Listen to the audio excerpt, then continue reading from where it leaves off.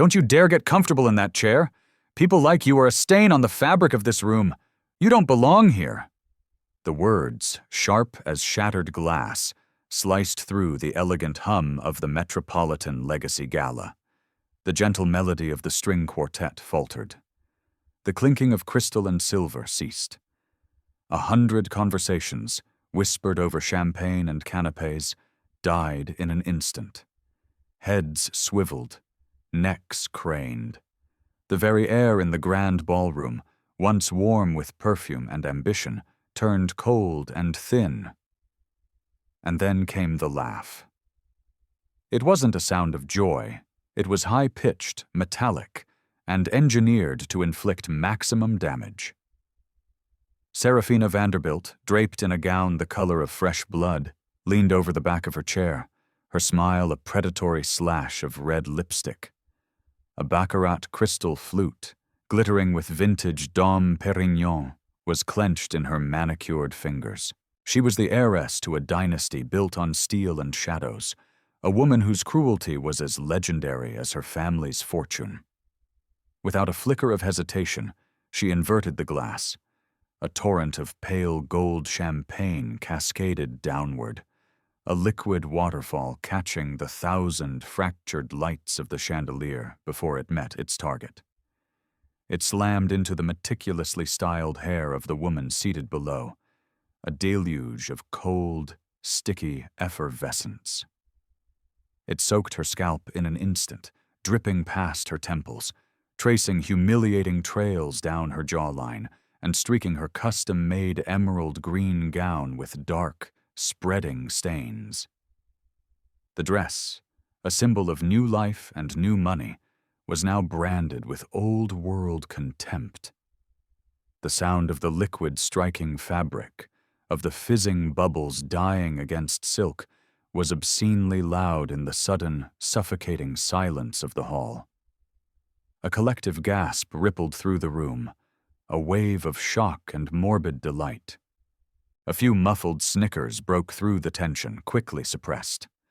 A constellation of smartphones rose in unison, their lenses hungry, their screens glowing like the eyes of nocturnal predators zeroing in on a kill.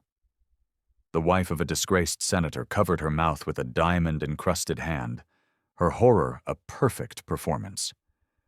A clique of young hedge fund managers, their tailored suits straining across their shoulders, leaned back in their chairs, grinning with the unholy glee of men watching a spectacle they knew their money could never buy. Saraphina threw her head back and laughed again, a triumphant, conquering sound that echoed off the gilded ceiling. She was basking in the attention, drinking it in like the very champagne she had just wasted. "There!" she boomed, her voice a trumpet of arrogance. "That's much better. Green was never your color, darling. Desperation suits you so much more." "Nah." She dangled the now empty flute for all to see, tilting it back and forth as if it were a newly won trophy. On cue, some of the guests laughed along with her. Others, the ones who understood the delicate ecosystem of power, offered a polite, deferential round of applause. The message was brutally clear. This was not just an insult. This was a public execution, a display of dominance. But the woman in the emerald gown, the biotech CEO Dr. Aerys Thorne, did not move. She did not flinch when the cold shock of the champagne hit her skin. She did not recoil. She did not cry out. She did not even attempt to wipe the sticky liquid that was now dripping from her chin onto the pristine white linen of the tablecloth. She simply sat there, her posture ramrod straight, her hands resting calmly on the table. She was a statue carved from defiance, frozen in a moment of profound, unshakable calm. Then her eyes lifted. It was not a hurried glance, not the desperate plea of a victim. It was a slow, deliberate, and chillingly calculated movement. Her gaze, dark and deep, locked onto Saraphina's with a quiet, focused intensity that began to suffocate the laughter in the room. One by one, the sycophantic chuckles faltered and died. The ripple of noise collapsed back into a thick, unnerving silence. Saraphina shifted her weight, her predatory smirk stiffening at the edges. She tried to force another giggle, tossing her perfectly coiffed blonde hair to play for the crowd. "Come now," she taunted, gesturing with a flick of her wrist toward the glowing phones still aimed at their table. "Don't be shy. Smile for the cameras, darling. Let them see you." Yet, even she could feel it. The current was turning. The spectacle was no longer hers to control. The soaked woman in green didn't need words. Her stillness was heavier than any shout, more potent than any outburst of outrage. Every single drop of champagne that fell from the hem of her sleeve to the marble floor was an unspoken declaration of war. Every second of silence that stretched on built a crushing pressure that Saraphina Vanderbilt, for all her inherited power, could not laugh away. The Grand Hall itself, with its vaulted ceilings and priceless art, seemed to bend and warp around Aerys Thorne's composure. The chandelier still sparkled high above, but the spotlight had undeniably shifted. The woman dripping with champagne was no longer the object of ridicule. She was becoming something else entirely, something terrifying, something unshakable. She was the center of gravity, and every single gaze in that room was now helplessly, nervously circling her. Before we continue this story, I have to ask you, where are you watching this from? Drop your city, your state, your country in the comments below. We love seeing how far these stories travel. And if you believe in the power of dignity and the certainty of justice, hit that like button and subscribe to the channel. Stories like this can spark real change, and we're thrilled that you are here to witness it with us. Now, let's get back to her. The hush in the ballroom didn't last. It couldn't. It fractured, breaking not into noise, but into 1,000 coiled whispers that slithered through the room like smoke. A woman draped in heirloom diamonds leaned toward her husband, the stones catching the light as she muttered from behind her hand. "My God, did you see that? She just sat there. Not a tear?" Another man, a real estate tycoon with a face like a clenched fist, chuckled low in his chest, shaking his head. "She won't last 5 minutes in this circle. Not with that kind of weakness. You have to fight back." But not all the whispers carried scorn or morbid curiosity. From the far end of the long, banquet-style table, a guest frowned, his eyes narrowing not at Aerys, but at Saraphina. He was a tech billionaire, a man who had built his empire from a garage, and he recognized the look in Aerys Thorne's eyes. It wasn't weakness. It was a computer processing unimaginable amounts of data. He leaned toward his neighbor, a quiet murmur barely audible above the shutter clicks of a nearby phone camera. "Too far," he said, his voice flat. "That was a mistake, a big one." The phones. Oh God, the phones were everywhere. A dozen different angles were capturing the rivulets of champagne, still dripping from the ends of Aerys's hair, catching in the emerald silk of her gown. Each frame was already destined for Instagram stories, for Twitter feeds, for gossip blogs, before the night was even over. Some held their screens high and proud, their faces bathed in the ghoulish blue light, a light with the thrill of witnessing someone else's humiliation. Others tried to be more discreet, pretending to check their messages while their lenses burned the image into digital memory.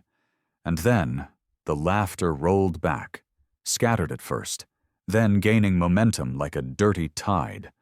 The group of young hedge fund heirs, emboldened by Saraphina's cruelty, clapped one another on the shoulders. One of them, his eyes bright with a particular kind of inherited malice, leaned over to his friend. "She should be grateful," he slurred, his words thick with entitlement. "That bottle of Dom cost more than her entire tacky outfit." Their laughter was loud, braying, and harsh, a deliberate attempt to fill the void left by Aerys Thorne's refusal to scream, to cry, to react. A woman in pearls, seated near Saraphina, smirked as she delicately adjusted her napkin in her lap. Saraphina is right. She doesn't belong here. Look at her. She can't even defend herself. Pathetic. Saraphina, hearing these murmurs of support, lifted her empty flute once more, a conductor leading her orchestra of derision. She executed a mocking little curtsy toward the still figure in green, basking in the wave of validation from her peers. "A toast," she announced, her voice ringing with false cheer. "To the outsiders." More laughter, more applause, the clinking of glasses. Yet beneath the cacophony, a dangerous tension was beginning to stir. Not everyone was laughing. A pair of senior investment bankers, seated behind their menus, whispered with concern etched onto their faces. "She's the head of Lyra Therapeutics, isn't she?" one muttered. "The one our firm is courting for the Vanguard partnership?" The other nodded grimly, his eyes darting nervously toward the woman drenched in champagne. The very same. Their amusement had curdled into a cold dread. They knew what was at stake, the sheer scale of the capital involved, even if the drunken Aerys in red did not. Meanwhile, Dr. Aerys Thorne remained a statue of composure. She did not wipe the liquid pooling at her collarbone. She did not rise to her own defense. Her silence became its own kind of performance, a perfect, polished mirror in which every cruel voice, every ugly laugh, was forced to see its own reflection. The louder the crowd jeered, the more her quiet dignity magnified their collective ugliness. One young guest, a recent Ivy League graduate, lowered his phone. He suddenly felt a hot flush of shame. He slipped the device into his pocket and stared intently at his water glass instead. The woman beside him, his date, frowned, her own laughter faltering as she watched the still, wine-soaked but unbroken figure. Something about the scene no longer felt amusing. It felt dangerous, as if the entire, gilded room was holding its breath, waiting for an inevitable and terrible turn. Saraphina, gloriously oblivious, blew a kiss toward her audience of cameras. "Remember this night. Hi," she shouted, spinning theatrically in her blood-red dress. "This is what happens when you try to sit at a table where you don't belong." Her laughter burst out again, high and wild, a frantic sound that filled every corner of the opulent hall.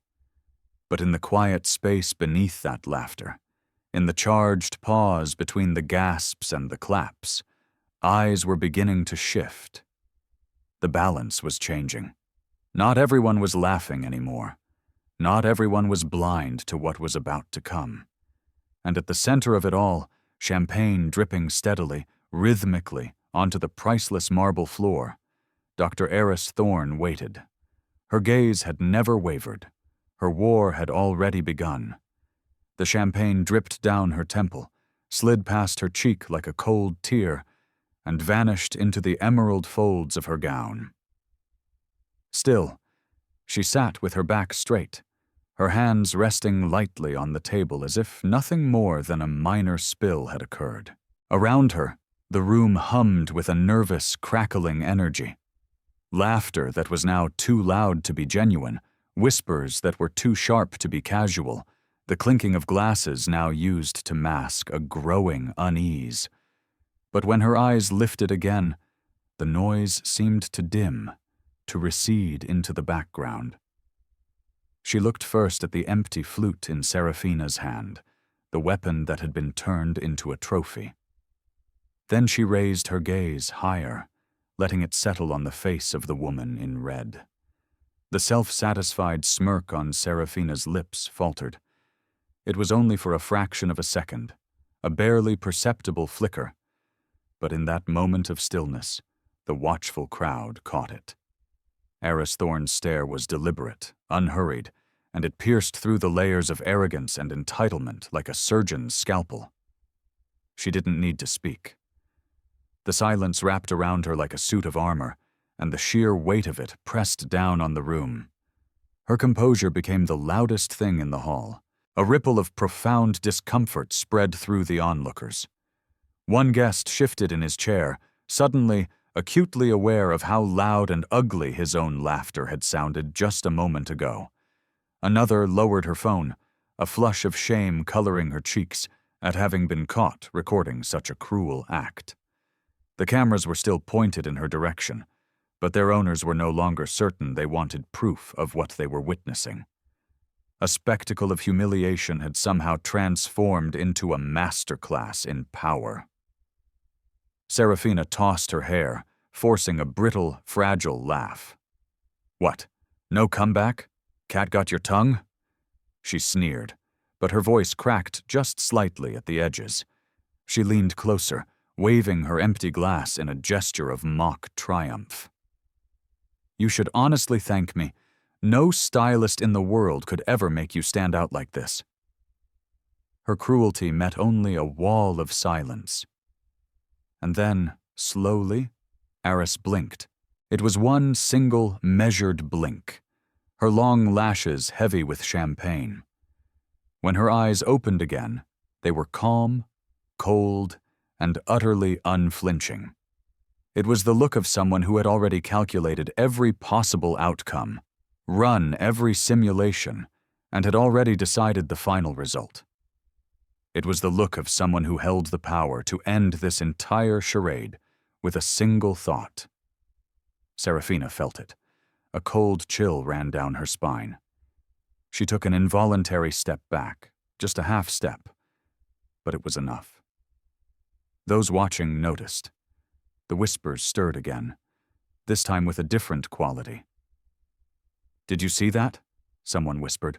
"She's not even angry." Another voice replied, a tone of uneasy awe in his voice. "No, she's not angry. She's waiting." Aerys adjusted her posture slightly, a minute shift that seemed to draw all the energy in the room toward her. She lifted one hand, not to wipe away the champagne, but to place it gently on the stem of her own water glass. Her fingers, long and steady, curled around it with a quiet, unnerving certainty. The movement was small, but it commanded the attention of every person in that hall. Her gaze never, for a single second, left Saraphina. She let the silence stretch, a silence thick enough to drown out the mocking giggles that tried and failed to spark back to life. The crowd leaned in without realizing they were doing it, drawn by the incredible gravity of her stillness. And in that charged, terrifying pause, something fundamental shifted. The spectacle no longer belonged to the woman in red. The spotlight had moved. Every eye in that room was on the drenched figure at the table, not as a victim, not as an object of pity, but as the calm, terrifying center of a storm that no one else could see coming. Saraphina forced another laugh, too loud, too hollow, a desperate sound in a room that was no longer listening. She waved to the crowd, as if to reclaim their attention, but her eyes flicked nervously back to the woman she had tried and failed to humiliate. And what she saw staring back at her was not weakness. It was a warning. The banquet hall buzzed with a tension so thick it felt like you could cut it with a knife. Guests leaned closer to one another, their voices lowered to urgent, frantic whispers, the unease spreading like a network of fine cracks across a sheet of glass. The champagne kept dripping. The silence kept deepening. And at the center of it all, Dr. Aerys Thorne's eyes told a story that no one else dared to speak aloud. This isn't over. It has just begun. Saraphina shifted her weight, her Louboutin heels clicking softly against the marble as she desperately tried to reclaim the rhythm of the room, a rhythm she had so confidently commanded just minutes before. Her smile widened, but it was brittle at the edges, the kind of manic grin that dared the crowd to laugh with her or risk being seen as standing against her. She twirled the empty champagne flute in her fingers and let it dangle carelessly at her side. "Oops," she announced, her voice dripping with a mock innocence, so theatrical it was insulting. "I guess I just got carried away. But come on, everyone, look at her. She actually looks better this way, don't you think?" She gestured with a grand, sweeping motion toward Aerys, who was still seated, still silent, still dripping champagne like a statue carved from pure resolve. A few obedient, nervous chuckles followed her cue. A smattering of applause rose from her loyal inner circle, a desperate attempt to keep their queen's ego intact. One man, a sycophant who managed a portion of her family's trust, even clapped too loudly, his laugh bouncing around the cavernous hall like broken glass. But beyond that shallow, shrinking ring of supporters, the atmosphere had soured. Guests exchanged wary, uncomfortable looks. A woman covered her discomfort by taking a long, slow sip of her champagne. An older gentleman, a pillar of the city's philanthropic community, began meticulously adjusting his cufflinks, staring intently at the tablecloth rather than the horrifying spectacle unfolding before him. Saraphina tilted her head back, basking in what she tragically mistook for admiration. She raised her chin, her blood-red dress catching the light, the diamonds at her ears flashing with every exaggerated theatrical gesture. She was undeniably beautiful, a product of generations of wealth and breeding. But tonight, her beauty had curdled into something sharp, ugly, and arrogant. She strutted around Aerys's chair like a performer on a stage, her heels tapping out a relentless rhythm of disdain. "Tell me." She leaned in close to Aerys, her cloying, expensive perfume filling the air, a stark contrast to the sour tang of the champagne. Her tone was a venomous whisper meant to be overheard. "How does it feel to sit among us? To wear your little custom-made dress and pretend that you actually belong? Did you really think no one would notice you were an imposter?" The room held its breath. Every single syllable was a targeted strike. Every pregnant pause was a calculated insult. Saraphina wanted to break her target, not just with the public humiliation of the champagne, but with words designed to strip away every layer of her dignity until nothing remained but raw, exposed shame. And then she laughed again, louder this time, shriller, turning her head back toward the crowd of onlookers. "Don't be shy, everyone. Take a good, long look. This is what happens when you climb too high, too fast." Phones flashed. Glasses clinked. But the energy supporting her was thinner now, stretched taut, ready to snap. Even those who were still laughing felt the cold unease coiling in their stomachs. There was a nagging, persistent thought that the joke had gone too far, that a line had been crossed from which there was no return. Dr. Aerys Thorne remained immovable. Her silence was becoming more and more dangerous, like the eerie calm of the air just before a tornado touches down. She did not speak, but her presence, her sheer force of will, said enough. Her gaze followed Saraphina with a calm, unnerving precision, tracking her every exaggerated movement as if she were a predator measuring the distance to her prey, calculating the cost of each and every insult. Saraphina tried to hold that gaze but found herself glancing away, her own bravado failing her. She spun again, tossing her hair, twirling the empty glass in frantic, pointless circles. She leaned deeper into her role, desperately convinced that her performance could erase the tremor of doubt that was beginning to creep into her chest. "Smile for the cameras," she sneered, lowering her voice just enough for those nearest to hear. "This will be the only headline you'll ever make." Her laughter spilled out once more, but it sounded different now. Thinner, more desperate, fighting against the heavy, oppressive silence that was pressing back from the woman she had tried, and failed, to destroy. And across the table, across the hall, people were beginning to see it. This cruel, pathetic show was no longer amusing. It was unraveling. Saraphina Vanderbilt didn't know it yet, but the moment she poured that champagne, she had lit a very long fuse. And the woman she was mocking was the one holding the match. The laughter spread again, though it was thinner this time, as forced and unpleasant as champagne that had gone flat. A handful of guests, the ones whose fortunes were inextricably linked to the Vanderbilts, tapped their hands against the table, eager to keep the cruel mood alive, eager to prove they stood on the side of old money and established power. Their voices rose in a shallow, pathetic chorus of agreement. "That's right," one young man, whose grandfather had been the Vanderbilts' chauffeur, barked from the far end of the table. His gaudy cufflinks caught the light as he raised his glass. "Outsiders should learn their place." His words drew a ripple of uneasy, hesitant chuckles. Another, emboldened by the first, leaned back in his chair and spoke far louder than he should have. "If she wants to play with giants, she better learn how to take a joke." His friends laughed too loudly, a desperate performance to prove they belonged to the same exclusive circle of cruelty. Saraphina soaked it all in. She turned to them, grinning, her arms spread wide as if she were embracing the room itself. "See?" she declared, her voice dripping with a satisfaction that was rapidly becoming manic. "They understand." She basked in the dwindling attention, twirling her glass like a royal scepter. "This is what happens when you forget where you came from."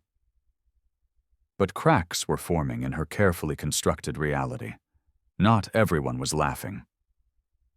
At the adjacent table, a woman whispered sharply to her husband, "This is ugly, Robert, truly ugly."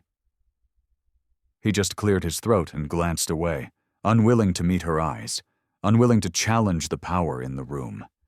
In another corner, the two investment bankers exchanged another look, this one heavy with unspoken, frantic calculations. "She's the sole private partner on the Vanguard Philanthropic Fund, isn't she?" one murmured, his voice barely audible. The other gave the faintest, almost imperceptible nod. Both men fell silent, staring down at their plates, unwilling to join the farce any longer. Yet the cruel chorus kept going. Phones hovered higher, their lenses recording every humiliating detail. One guest deliberately angled his camera to frame Aerys's drenched figure, zooming in on the streaks of champagne running down her skin. He chuckled to himself, already mentally composing the vicious captions he would post online later. "Smile," someone shouted from across the hall, their voice anonymous in the crowd. "Give us a good shot for the gram." A roar of laughter followed, echoing off the marble columns, bouncing under the glittering, indifferent chandeliers. Saraphina twirled once more, her red dress swirling dramatically around her legs. She blew a kiss to the crowd, delighting in the mock applause. "Don't forget this night," she cried, raising her empty glass high. "It's the night an imposter finally got exposed." She bowed with theatrical exaggeration, reveling in her performance. The loyal ring of guests clapped harder, their laughter rising again, desperate to feed her ego and keep the party going. But the energy was hollow now, sustained by habit and fear more than any genuine joy. And in the center of it all, Dr. Aerys Thorne still sat in a profound, earth-shattering silence. Her stillness only magnified the cruelty around her, reflecting every laugh and every jeer back onto those who gave them voice. One of the guests noticed. The young man with the cruel comment lowered his phone slowly, slipping it into his pocket, his eyes flicking guiltily toward the floor. A woman near him stopped laughing mid-breath, covering her mouth as if suddenly ashamed of the sound she had just made. The balance of power was shifting, subtly but undeniably. Saraphina, too intoxicated by her own bravado, didn't see it. She bowed again, her blonde hair cascading over her shoulders, her laughter high and shrill and desperate. "This is who she is," she shouted, pointing a dramatic, trembling finger at the soaked woman at the table. "And this is all she'll ever be." The applause answered her, but it was softer this time, scattered, uncertain. The spell was breaking. Yet Saraphina only smiled wider, blind to the silence that was growing in the spaces between the laughs. She believed she was winning. She didn't know the floor beneath her was already beginning to crack. The champagne dripped slower now, dark stains spreading like continents across the emerald fabric, but Dr. Aerys Thorne did not move. She sat anchored, as though the chair itself were a throne, and the entire grand hall had unwillingly, unknowingly become her court. Her silence was not surrender. It was a weapon being calibrated. In her mind, the scene replayed, but not the scene in the room.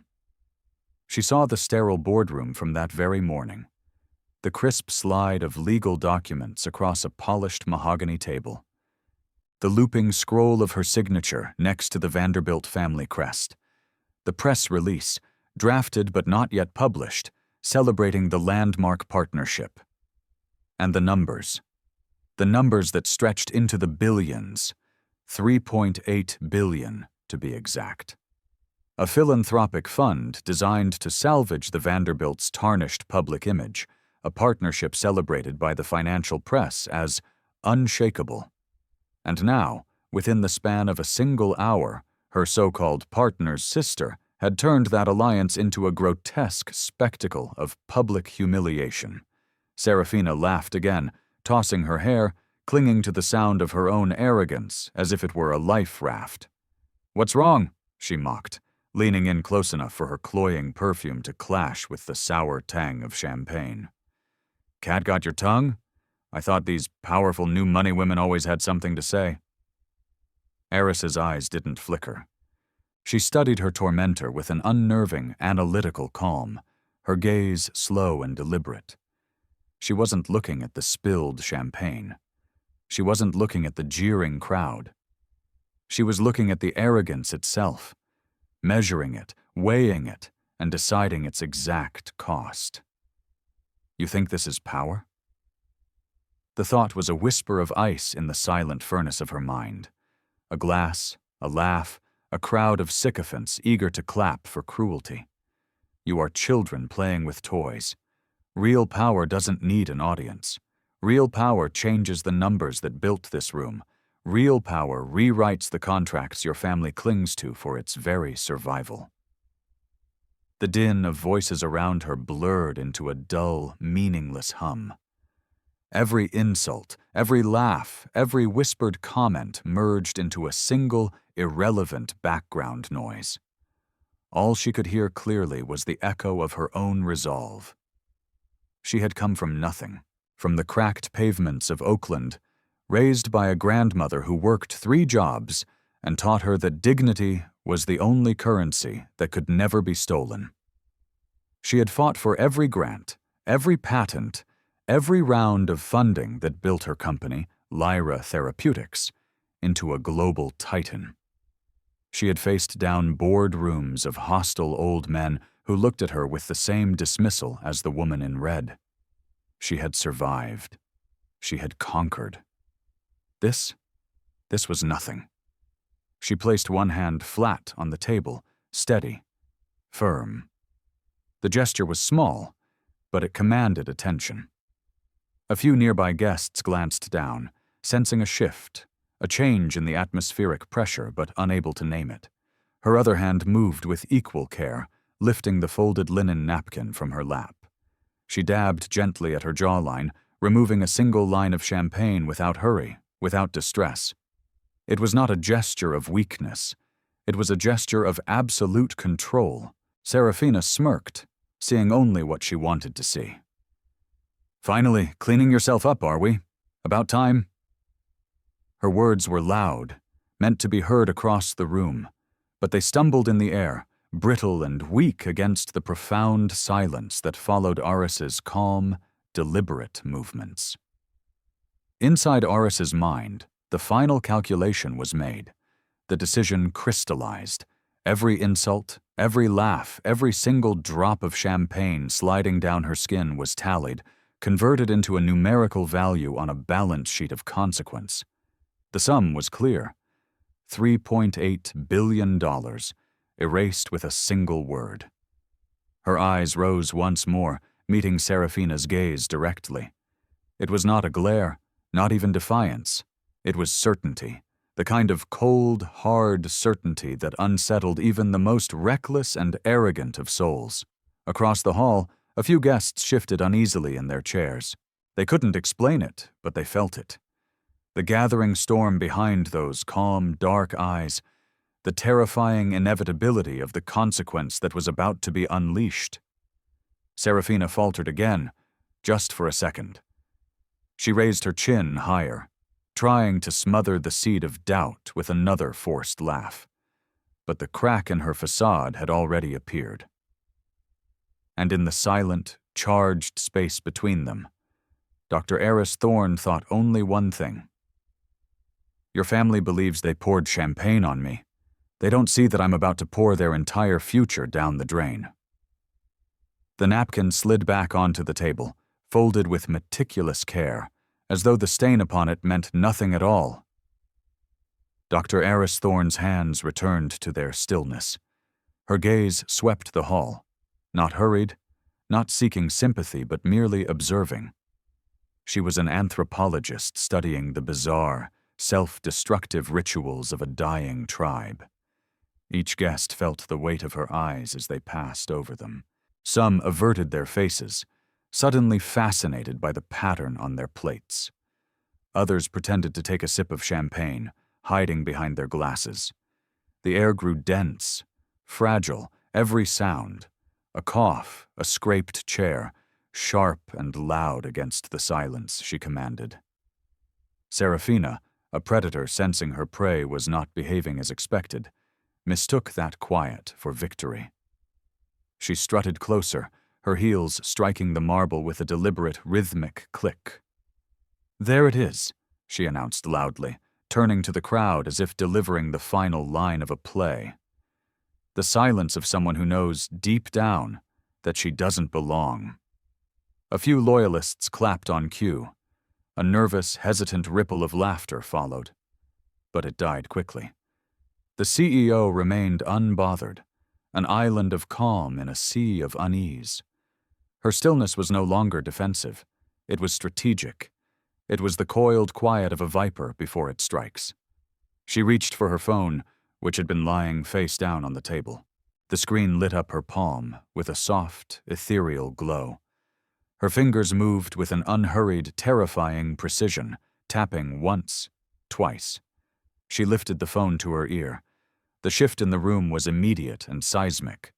The crowd leaned in, their morbid curiosity piqued. Saraphina tilted her head, a smirk playing on her lips. "Oh, is she calling for help?" she sneered. "Maybe her driver can bring her a towel." Her words were sharp, but her voice was a little too quick, a little too eager to fill the space. When Aerys's tone came, it was nothing like Saraphina's theatrics. It was calm, cold, and quiet. Yet each syllable dropped like a piece of dry ice into the silence, freezing the air around it. "Liquidate the vanguard position," she said. "Effective immediately, all of it."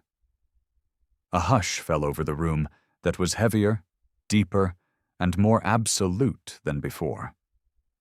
The grand hall seemed to contract, the very air pressing inward.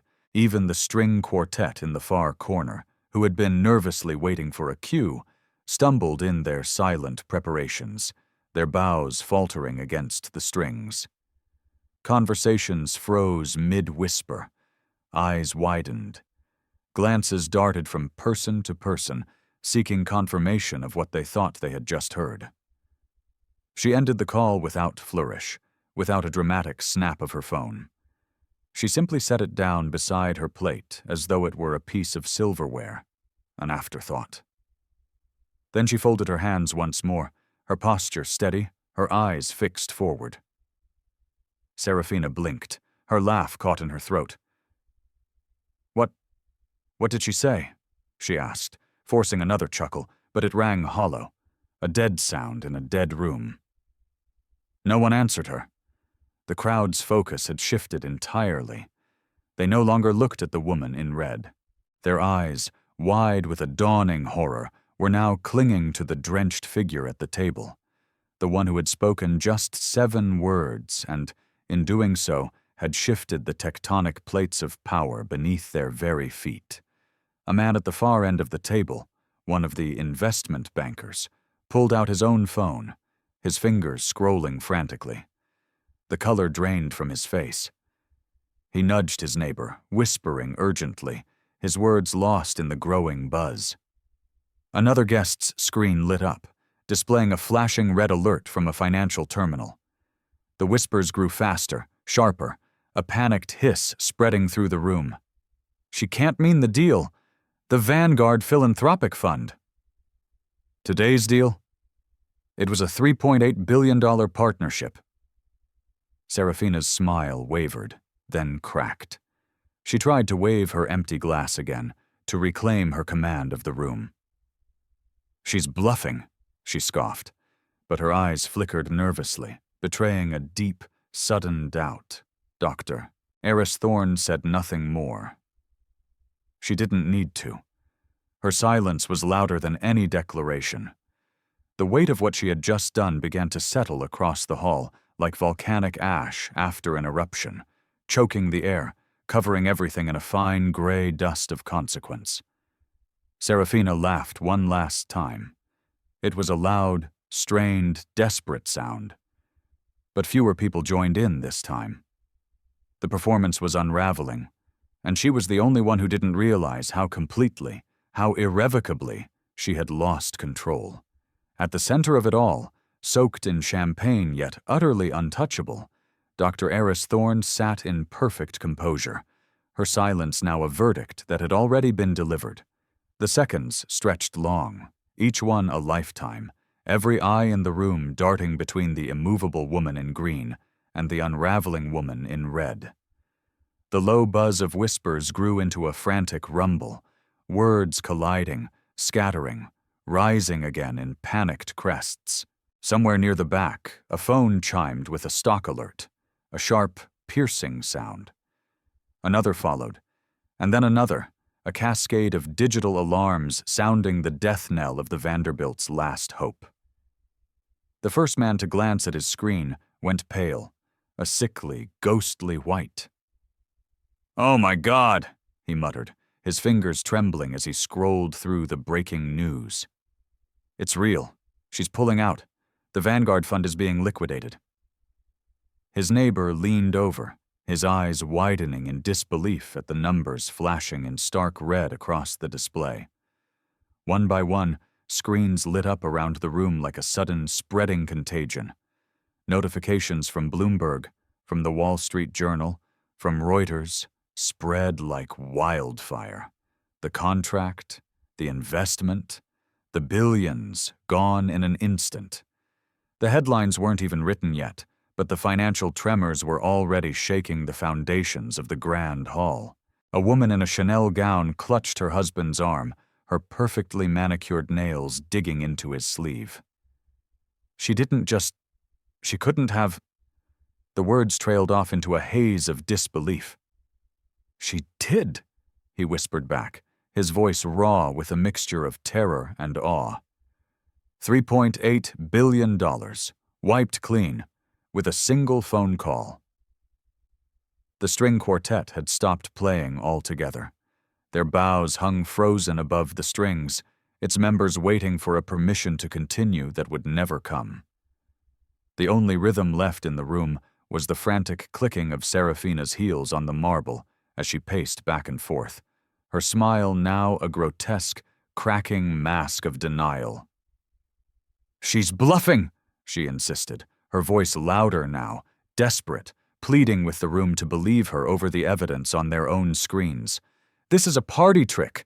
A little drama, that's all it is." Her laugh was high and shrill, but no one echoed it this time. Not a single person. Heads were bent over glowing screens instead. Conversations snapped back and forth like sparks from a downed power line. "It's gone. The entire Lyra seed position is gone. Check the market futures. Vanderbilt Consolidated is going to cliff dive at the opening bell. Do you understand what this means for them? After the shipping scandal, this fund was their lifeline." Saraphina spun toward the crowd, her arms outstretched in a gesture of desperate appeal. "Why are you all staring at your phones? She can't do this. My brother, our family, we control this city." But her voice no longer filled the room. It was swallowed by the truth that was scrolling across every device, by the profound, terrifying weight of the silence that was building around the soaked figure who had uttered just 7 words and undone an empire's worth of arrogance. Dr. Aerys Thorne reached for her water glass, not the empty flute wielded like a weapon, but her own, still half full. She lifted it with a calm, unshaken hand, her movements steady despite the champagne dripping down her sleeve. She raised it to her lips, sipped once, a small, deliberate act of normalcy in a room that had descended into chaos. Then she set it back down with a quiet, graceful click. No announcement, no explanation, only composure. The hall erupted, not with laughter, not with applause, but with a storm of whispers that felt louder than any cheer had before. Chairs scraped against the floor as guests leaned toward one another, frantically piecing together what had just unraveled before their eyes. Some sat rigid in their seats, too stunned to move. Others were already scribbling notes on napkins, their minds already turning to the boardrooms and headlines that waited for them outside these gilded doors. Saraphina's breathing quickened, becoming shallow, ragged. She spun back toward the woman she had tried to humiliate, her red dress clinging to her as though even the fabric knew the fire had burned out. "You think you can scare me with this pathetic little game?" she demanded, but the tremor in her voice betrayed her. Aerys finally lifted her eyes again, as calm as ever, meeting her tormentor's gaze with the same unflinching, diamond-hard steel. She didn't answer. She didn't need to. The room itself, with its chorus of panicked whispers and glowing screens, answered for her, because everyone in that room now understood. This wasn't theater. This was power. Raw, absolute, and terrifyingly real. Saraphina's frantic, desperate laughter tried to rise again, but it was brittle and forced, breaking into a sound like a sob before it could fill the room. The audience no longer belonged to her. The guests had shifted in their seats, a physical and psychological realignment of allegiance. Their faces, lit with the cold, unforgiving glow of their screens, were a sea of shock and fear. Their murmurs had sharpened with urgency. No one cared for her theatrics anymore. They cared for numbers, for markets, for the earthquake that was trembling beneath their own fortunes.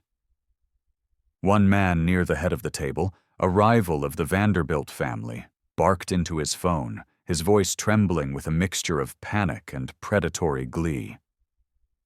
"Sell," he commanded. "Sell all of our Vanderbilt holdings. Sell now." His words carried like a flare in the night, sparking more calls, more frantic whispers, a cascade of financial ruin. A woman in silk gripped her clutch so tightly her knuckles whitened. She stared across the table at the drenched figure of Aerys Thorne and whispered, almost to herself, "She really did it. The madwoman actually did it." Saraphina spun on her heels, her red dress fanning out dramatically, as if movement alone could somehow pull the spotlight back to her. "Don't listen to her!"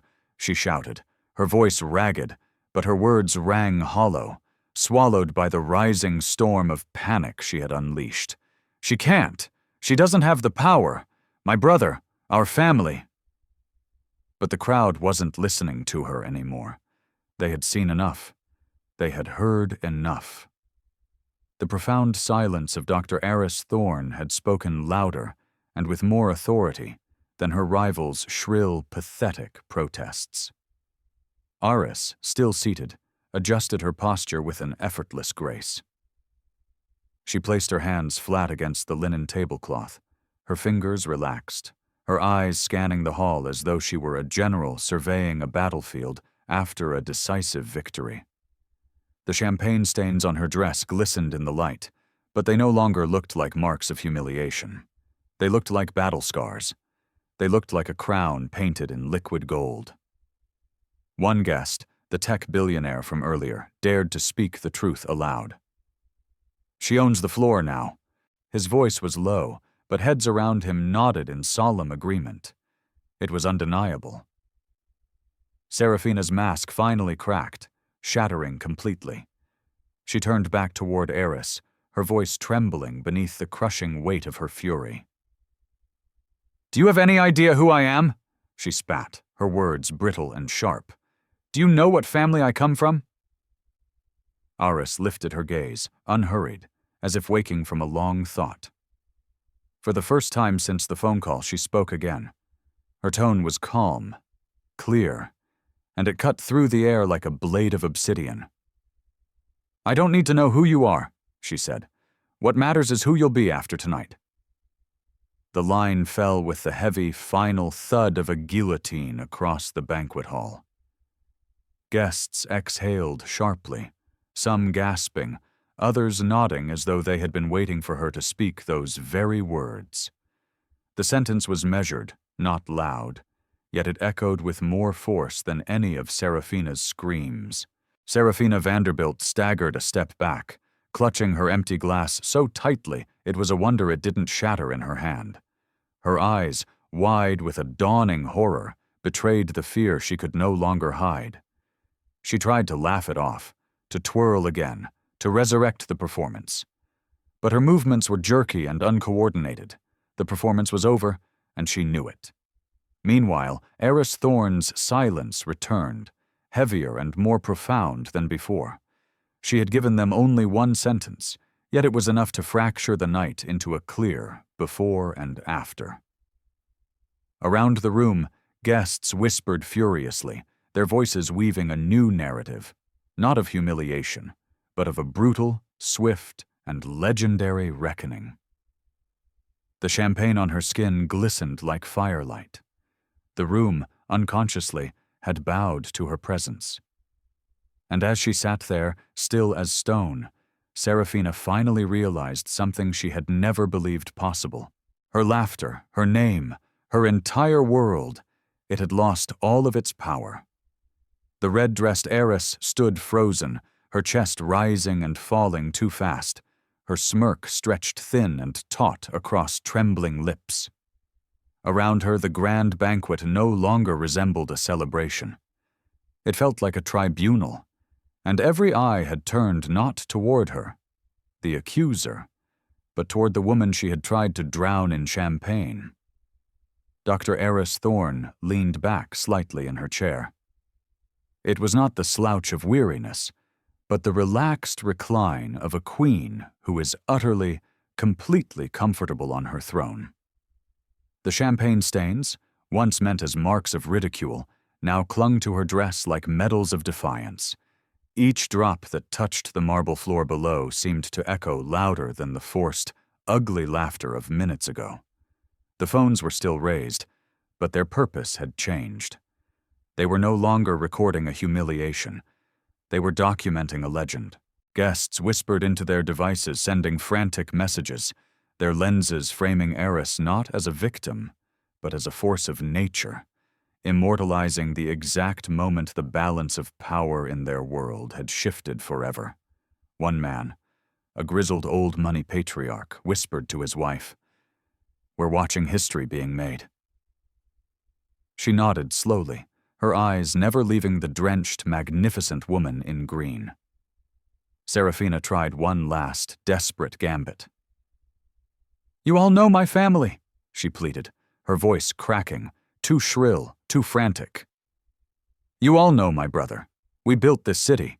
She can't just erase us." But the room had moved on. A cluster of investors were huddled together, their hushed tones carrying across the silence. $3.8 billion, gone with a single phone call, one said, shaking his head in disbelief. Another, awe etched into his features, replied, "She didn't even raise her voice." The sheer weight of those words settled heavily over the room. Some guests now looked at Saraphina with a cold pity, others with an open contempt, but none with the reverence she so desperately craved. Aerys lifted her water glass again. Slowly, deliberately, she took another sip.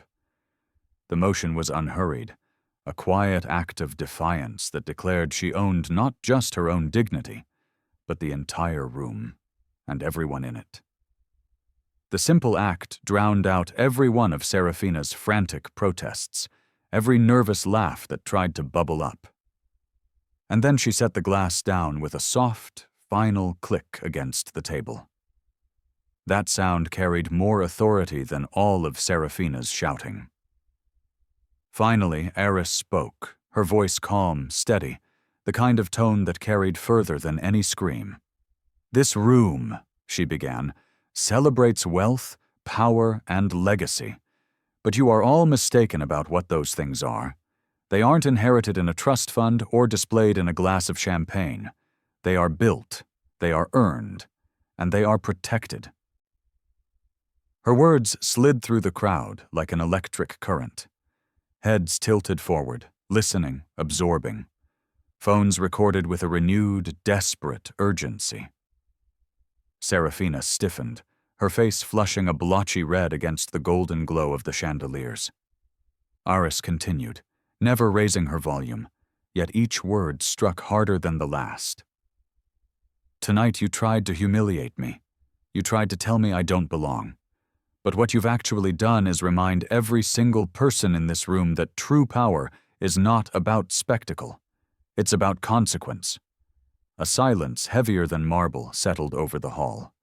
Guests sat motionless, waiting, watching, unwilling to miss a single breath of what would come next.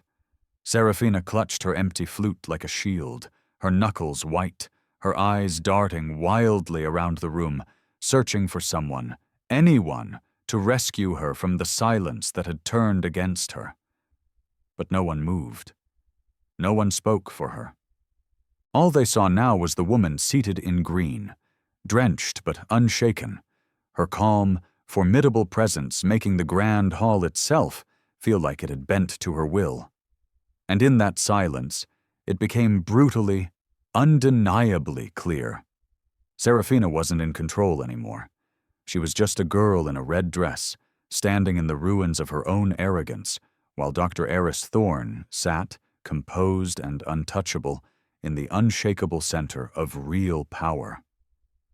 The air in the banquet hall felt charged, as if lightning had struck. But the thunder had not yet rolled, leaving a buzzing, ozone-laced silence in its wake. Guests sat rigid, their breaths shallow, their gazes pinned to the woman in green who had single-handedly transformed an act of public humiliation into an act of absolute dominance. Saraphina's red dress shimmered under the chandelier, but its brilliance no longer commanded the room. It clung to her like a shroud of desperation, the fabric of someone who had lost everything. She tried once more, her voice trembling as she forced the words out. "This is nonsense. You can't just... Contracts, deals, they don't end like that. You think you can just walk in here and undo everything my family has built over a century?" Aerys Thorne's eyes lifted slowly, her stare locking on to Saraphina with such calm, devastating finality that the younger woman faltered mid-sentence. The crowd leaned in, holding their collective breath, waiting for the final blow. "Power," Aerys said, her voice soft, almost a whisper, yet it carried to every corner of the silent room. "Doesn't ask for permission?" It wasn't shouted, it wasn't dramatic, but it landed with a weight that crushed every last whisper of defiance in the room. The guests froze, their screens glowing faintly in their hands, capturing a sentence that they knew would echo in boardrooms and on trading floors for years to come. Saraphina's lips parted, but no words came out. For the first time that night, she looked small, her empty glass trembling in her hand, her laughter gone, her arrogance completely unraveled and lying in pieces at her feet. From the far end of the table, an older man in a tailored suit, a longtime rival of the Vanderbilts, muttered under his breath, She's finished. The man beside him leaned closer, replying, "No, they're finished. All of them." The murmurs swelled again, but this time they carried a different tone. Not mockery, not scorn. It was fear. It was respect.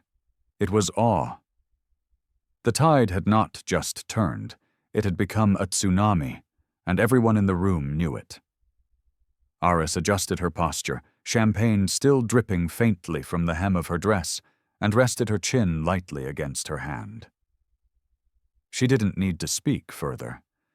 Her silence was now the verdict. Her composure was the sentence. Saraphina stumbled a step back, her heel catching for a moment against the smooth marble. She looked around frantically for support, for the friends who had laughed with her, for the allies who had clapped at her cruelty, but their eyes refused to meet hers. They were all too busy looking at the woman she had tried and failed to shame. The woman who had, in the space of 10 minutes, revealed herself to be utterly and completely untouchable. Even the string quartet, still frozen in the corner, seemed to be waiting on Aerys's unspoken command to resume playing. The entire hall, the entire social and financial ecosystem it represented, had realigned around her presence. Saraphina finally slammed her glass down on a nearby side table. The baccarat crystal, unable to withstand the force of her rage and desperation, cracked with a sharp, sickening sound. "This isn't over," she hissed, though her voice shook too much to be convincing. She spun away, her red dress swirling like a dying fire losing its oxygen, and stormed toward the grand exit doors. But her departure was not a triumph. It was a retreat, a rout. Dr. Aerys Thorne did not rise. She didn't need to. She simply watched, her eyes steady and calm, until the doors closed behind the woman in red. The silence that followed was thick, absolute, and profound. And then, slowly, the whispers began again. Not about scandal, but about legacy, about power, about the $3.8 billion that were shifted with a single, quiet phone call, about the woman who had endured a baptism of humiliation and had walked away as the only name that mattered. In that moment, the hall itself seemed to bow, not to the wealth that was inherited, but to the strength that was earned. The grand doors shut with a hollow final thud, and the echo lingered like the last note of a requiem. Saraphina Vanderbilt was gone, but the ugly stain of her arrogance still hung in the air, now stripped bare for all to see. What had begun as her spectacle had ended as a profound silence, a silence that belonged entirely to the woman still seated, with regal calm, at the center of the hall.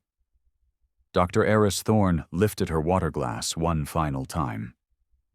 The chandelier's glow danced across its rim, and for a heartbeat, the crowd saw not the stains on her dress, not the champagne dripping faintly to the marble, but the unshakable poise of a leader who had turned mockery into mastery. She took a slow, deliberate sip, set the glass down with a quiet grace, and looked around the room. One by one, eyes dropped before hers. Phones were lowered. Whispers died. No one dared to laugh now. No one dared to sneer. The guests who had eagerly joined in the cruelty just minutes earlier now sat rigid in their chairs, a hot flush of shame pooling in the silence. Others, those who had watched with a quiet unease, now leaned forward with a respect they could no longer disguise. She spoke, her voice steady, low, and carrying with an easy authority through the hushed hall. "Dignity," she said, "doesn't vanish when wine is poured on it. It doesn't shatter under the weight of laughter. Dignity endures. And tonight, every single person in this room has learned who truly holds it." The words settled like stone, immovable, undeniable. A new murmur spread through the room, but this time it was not one of mockery or panic. It was acknowledgement. Investors exchanged glances heavy with new calculations. A woman at the far end whispered to her companion, "She owns this room. She owns the future." The reply came as a grim, certain nod. "And she owns the deal that is now gone forever." At last, Aerys rose from her chair. The movement was slow, unhurried, yet it rippled through the hall like a soft peal of thunder. The stains on her emerald dress glistened under the light, but they no longer looked like symbols of shame. They looked like proof that even when drenched in cruelty, she stood untouchable. Chairs scraped against the marble floor as some guests, moved by an instinct they didn't understand, rose with her. They were unsure whether it was respect or fear that compelled them to their feet. The string quartet, still silent, lowered their bows altogether, sensing that the night had passed far beyond the realm of music. She turned toward the exit, her steps measured, each one echoing in the profound silence. No one blocked her way. No one dared to even breathe too loudly. As she passed, the sea of glittering guests shifted, parting before her like subjects before their sovereign. Just before she reached the grand doors, she paused. She looked back one last time, not at the empty space where Saraphina had stood, not at the cracked crystal glass left behind, but at the crowd itself. Her gaze swept over them, calm, resolute, and deeply seeing. "Power," she said, her final words a quiet lesson for a room that had forgotten its meaning, "doesn't come from spectacle. It comes from what you do after the spectacle is over." And with that, she stepped through the doors and was gone, leaving behind a hall that was drenched not in laughter but in a thick, profound, and terrified awe. The guests remained frozen in her wake. The whispers, the headlines, the frantic calls to brokers would all come later, on the trading floors, in the boardrooms, in the press. But for now, the silence said it all. She had entered the evening as a guest they thought they could dismiss. She left it as the only name that would ever truly matter. This was a story about the night a queen, born of grit and brilliance, reminded a court of jesters what true power looks like.